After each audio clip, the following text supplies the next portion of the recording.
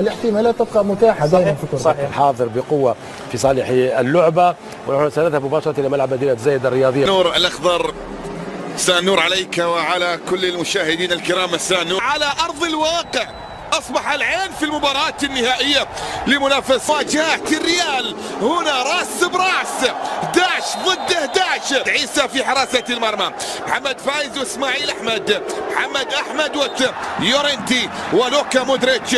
وفي المقدمة هنالك جارث بيل والتي ملأت مدرجات ملعب المباراة، يسعى لتحقيق الانتصار لمنافسات بطولة كأس العالم للأندية. كرة بمحاولة في منطقة الجزاء خطيرة، الكرة الماضية اصطدمت في القائم تحولت إلى خارج أرضية الملعب. خطيرة محاولة الريال ومحاولة عن طريق اللاعب يورنتي الذي في منطقة الجزاء. خطيرة محاولة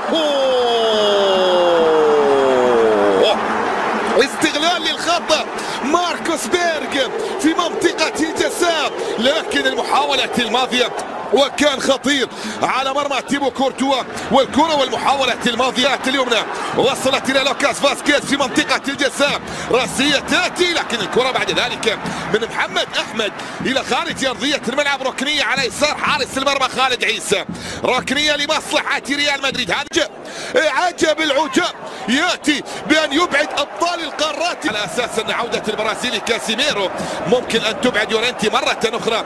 عادت إلى بيل من جديد، محاولة لتغيير اتجاه اللعب، تشيو ثاني مما فتح الطريق إلى التعادل ثم الفوز بركلات الترجيح. كرة بأقدام كريم، تسديدة من بنزيما إلى خارج أرضية الملعب، تصل الكرة بعد ذلك إلى ركلة مرمى عند الحارس خالد عيسى.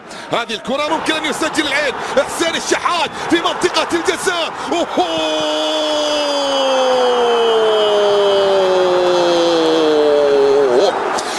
يا الله يا حسين، يا الله يا حسين، لكن من في المكان المناسب اليوم؟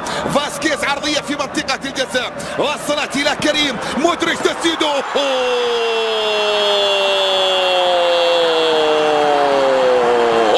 لوكا الأنيق، لوكا الرائع، أفضل لاعبي العالم مع أفضل أندية العالم في بطولة كأس العالم. وتفرج يا عالم، تفرج بأقدام الملكي الأنيق المدير لوكا يسجل أول أهداف اللقاء ويتقدم، يمتلك لقبين ويبحث عن الثالث. كرة في منطقة الجزاء، جول جول جول. الراية موجودة والتسلل حاضرا في اللقطة الماضية، والراية تأتي من الحكم الدوري. وعلى مستوى المنافسات الخارجية عرضية في منطقة الجزاء خطيرة من المكان المحبب لداني كارفاخال من دون أي تأليف. كارفاخال مالك في الجهة اليمنى، يتوغل من الجهة اليمنى.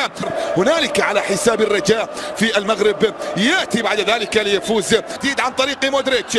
وصلت إلى كارفاخال، عرضية من داني داخل منطقة دومبيا ما بين كايو ودومبيا، محاولة المرور والتقدم، سقوط عادت بأقدام اللاعب محمد فايز إلى حارس المرمى خالد عيسى. فعليه أن ينتظر، عليه أن يدفع الكثير من الأموال، وعليه أن يعلم. ونادي القرن نادي ريال مدريد. كرة بمحاولة من رافائيل فاران أمام، كرة بمحاولة مرور وتقدم، لمسة في منطقة الجزاء وصلت إلى تونالي القائد أو لاعب خط الوسط. والحديث عن لوكا مودريتش رد على كأس سانتياغو برنابيو ونجح في تحقيق الانتصار. تيبو كورتوا، محاولة ملعوبة في منطقة الجزاء والبلات اليسرى، مارسيلو إلى جارث بيل، عرضية في منطقة الجزاء لكن إسماعيل أحمد في المكان المناسب يبعد الكرة، ثم بعد ذلك اصطدمت وتحولت إلى خارج أرضية الملعب. وصلت المحاولة إلى أن تكون المركز الثالث، كان أبرز الإنجازات إلى أن جاء إنجاز العين. ووصل تغطية من دومبيا، عودة بالمحاولة الماضية بأقدام رامي أسلم، مخال أمامية يلعبها تصل إلى لوكاس فاسكيز في منطقة الجزاء. خطيرة جدا، خطيرة الكرة الماضية من كريم بنزيما، لكن كرة علت العارضة تحولت إلى خارج أرضية الميدان، وصلت إلى ركلة مرمى. ركلة مرمى، هذه المحاولة لا وجود فيها للتسلل، لا وجود للتسلل. لوكاس فاسكيز وصلت في الجهة اليمنى، الى خارج ارضيه الملعب. فرصه الان من خلال احداث هذا اللقاء.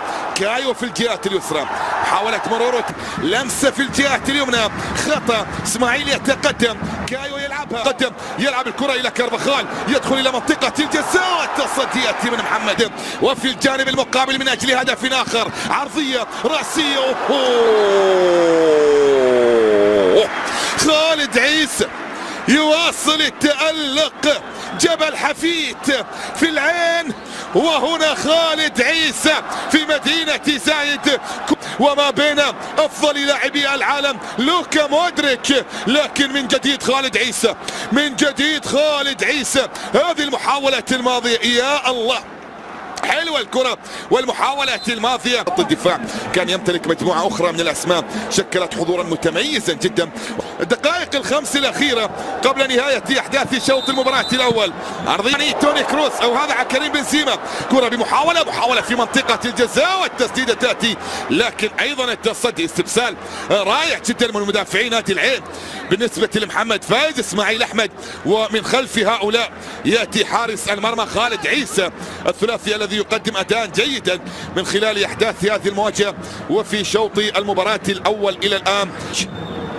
يلعبها إلى توني كروس، لمسة في الجهة اليسرى، لاعبين فارق في كل شيء ما بين ريال مدريد وما بين نادي العين، محاولة لمصلحة الريال للأندية والأمور الحاضرة من خلال أحداث هذه المواجهة 1962، ولم تكن الخسارة الوحيدة إذ عاد بعد ذلك محمد فايز، إسماعيل أحمد، محمد أحمد في الجهة اليمنى، والياباني تشيوتاني يتقدم جارث بيل، لكن أيضا التغطية تأتي من محمد أحمد. عادت المحاولة من جديد لمصلحة الويلزي، تحولت إلى خارج أرضية الملعب، ركلة مرمى عند الحارس خالد عيسى، ركلة مرمى عند خالد عيسى، هذه في منطقة الجزاء، التوغل يأتي والعرضية تأتي والرأسية تأتي. أوه حلوة من محمد فايز. الله الله الله الله على ممكن إعادة لسيناريو نهائي الأبطال في اللقطة الماضية وفي مرمى ليفربول. هذه المشاركة ويأتي للفوز بلقب آخر.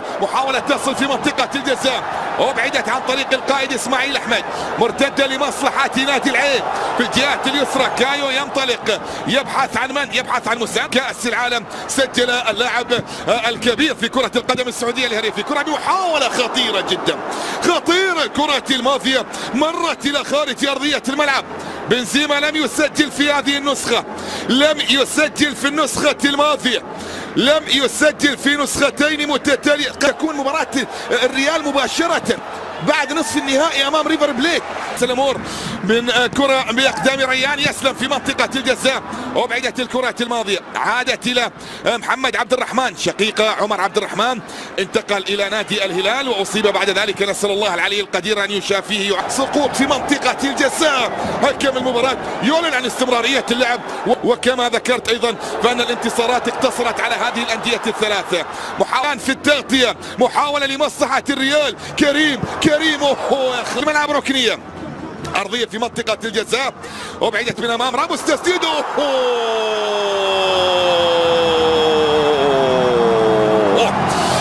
مفاجاه قويه جدا باقدام يورنتي.